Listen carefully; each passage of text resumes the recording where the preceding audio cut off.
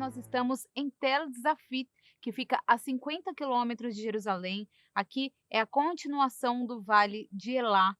E exatamente neste local, os filisteus fizeram morada, ou seja, aqui era a cidade de Gate, uma das principais cidades do povo inimigo de Israel. E aqui, Miguel, o que a gente pode encontrar de surpreendente dessa época? Você falou que tem uma casa dos filisteus que eu quero conhecer, você falou que também tem a de Golias. Nesta casa foram achados mais de 100 fragmentos em cerâmica, todos eles escritos o nome de Golias, Goliat. Você me leva lá? Levo sim. Vamos lá, então? Vamos lá.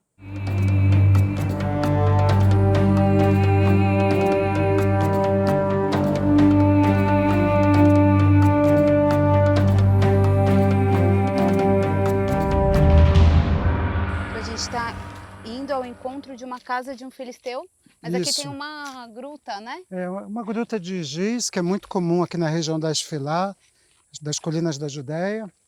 E o giz era retirado com dois objetivos básicos. O primeiro deles era para fazer acabamento nas casas. Imagina você que a sua casa bem revestida de branco e que não entre água da chuva, você usa o giz. O outro propósito do giz era para criar uma espécie de reboco dentro de fornos, onde eram fundidos os metais. Então nós temos diversas cavernas de giz como essa, que eram utilizadas pelos filisteus, tanto para decorar suas casas, quanto para fundir metais cujos hebreus ainda não tinham a tecnologia. Mais um indício aí da tecnologia avançada desse povo, né? Exatamente. Agora, qual que é a nossa próxima parada? Nós vamos até o local onde haviam diversas casas de filisteus, entre elas, aqui é a candidata do nosso vilão bíblico. E agora tá super quente aqui, tá? A gente tá num calor aqui de 40 graus e a gente consegue imaginar como que era naquela época, né?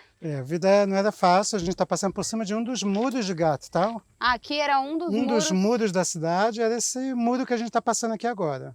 A cidade era dividida em diversas heranças e a gente está cruzando de uma herança para outra herança. Cada príncipe recebia uma herança e ali se desenvolvia a parte do clã dele. Tá? Então havia um clã filisteu para cá, outro clã filisteu para lá. Então aqui era uma divisória. Aqui era uma divisória dentro da cidade. Todos filisteus, porém de tribos e clãs diferentes.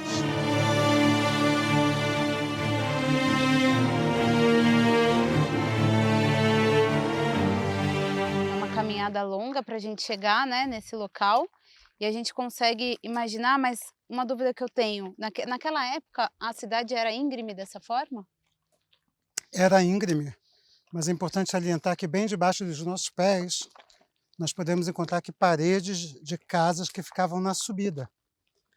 Então, Aqui, por exemplo, é a parede de uma casa. aqui é a parede de uma casa, nós temos outra parede lá em cima e assim por diante. O que aconteceu aqui com o terreno?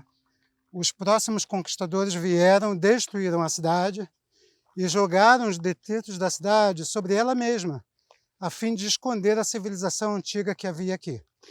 Como que se descobriu que essas casas eram dos filisteus, Miguel? Nós temos diversos indícios que nos revelam isso. Seja a cerâmica que vinha lá da região do Mar Adriático ou do Mediterrâneo, da região das ilhas gregas, como Creta, Chipre e outros lugares, seja também através da dieta alimentar. Os judeus não comiam carne de porco, e os moradores dessa cidade comiam. Outra característica é o culto deles. Encontrou-se aqui estatuetas dos deuses dos filisteus, inscrições como a de Golias, e também nós temos altares dos filisteus que foram descobertos aqui em Gat.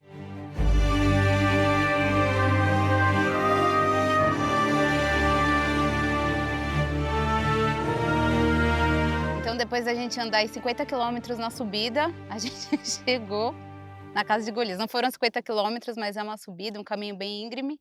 Os bastidores aqui, né? Mas é incrível mesmo se deparar com as ruínas do que seria a casa de Golias. E foram achados vários vestígios aqui. É verdade. Foi mais ou menos uns 500 metros, com uma subida, um calor intenso, quase 40 graus. Cansativo, né? Mas realmente nós chegamos aqui nas ruínas do que seria talvez a casa de Golias, Golias de Gat. E aqui aparece, na cidade de Gat, uma casa onde tem dezenas ou centenas de fragmentos, todos eles escritos Golias, Golias, Golias. Parece até que Davi sentou aqui e começou a escrever: vou deixar a minha própria história aqui. Ou que alguém da família de Golias estava querendo eternizar o nome dele. Mas é isso. É fantástico ver que um lugar como esse ainda existe em Israel. E a gente vê que aqui a casa de Golias ficava num ponto alto aqui de Gate, dos filisteus, né? É algum ponto mais estratégico também? Sim, no alto das colinas vivia a nobreza da cidade. E nós vemos que Golias era considerado um dos filhos da Arafá. Arafá era um líder conhecido cananeu lá de Hebron, e os cananeus se juntaram aos filisteus nesse período, e provavelmente Golias e sua família tinha aí uma posição elevada em relação aos outros moradores, muito mais simples, que viviam bem mais abaixo. Muitos não tinham nem casas direito, ou viviam na casa dos outros. Aqui nós vemos uma casa de grande estrutura, com uma parede dupla na entrada. Não é uma casa de uma pessoa comum. É digna de um general, conforme Golias é descrito. Para a gente encerrar, Miguel, então a gente pode falar que nos tempos de Davi os principais inimigos eram os filisteus? Com certeza, de todos os inimigos, o que mais Israel se preocupava era com os filisteus. Os filisteus estavam sempre tentando avançar, sempre tentando conquistar cidades no interior. Eles até chegaram, durante um tempo, a dominarem a Beit-Shean, mais no interior, junto ao Vale do Jordão, mais para o norte de Israel. Eles invadiam aqui o Vale de Elá, chegavam até o Vale de Refaim, mais para dentro.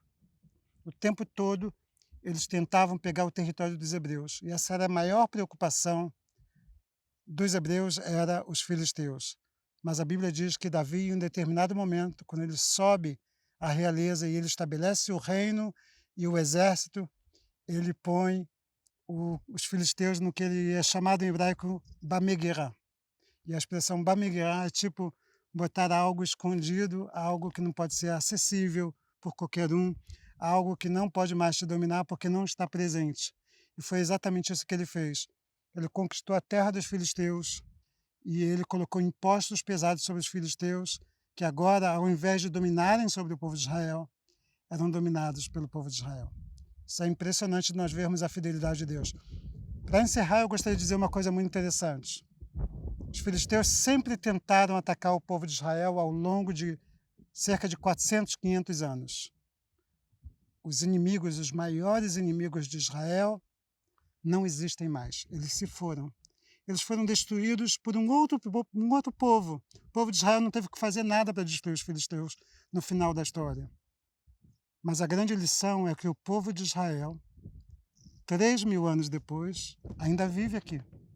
Nós fomos dispersos para o mundo todo e Deus nos trouxe no século XX de volta para a terra de Israel. Não trouxe os filisteus, porque eles deixaram de existir, mas trouxe o povo de Israel, mostrando o quão ele é fiel àquele sacrifício eterno, o pacto eterno entre a casa de Davi e o Deus de Israel, e entre a casa de Israel e o Deus de Israel. Então eu estou aqui como um judeu messiânico. Gerações e gerações de judeus ansiaram por vir para essa terra e hoje eu posso dizer, eu vivo nesta terra. Terra estabelecida por Deus há 3.000 anos atrás, prometida ao povo de Israel. E nós vemos ao longo da história que Deus dá vitória aos inimigos de Israel e os estabelece nessa terra para sempre. E todas essas pedras, todas essas ruínas que a gente passou aqui hoje, marcam toda essa história, né? Marcam toda essa história. E o povo de Israel, ao invés de querer esconder esse passado, ele quer escavar e mostrar a história gloriosa que está descrita na Bíblia, para dizer às próximas gerações, Deus é fiel. Obrigada, mais uma vez. Tudo de bom.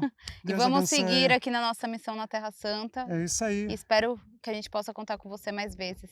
Amém. Vai Obrigada, ser um viu, prazer. Miguel? Tudo de bom. Muito obrigado. E obrigada a você também por ter ficado aqui com a gente nessa missão muito especial de hoje, aqui direto de Israel. Não deixa de se inscrever no nosso canal para acompanhar os episódios inéditos que vem por aí, tá bom? Até o próximo episódio, gente. Tchau, tchau.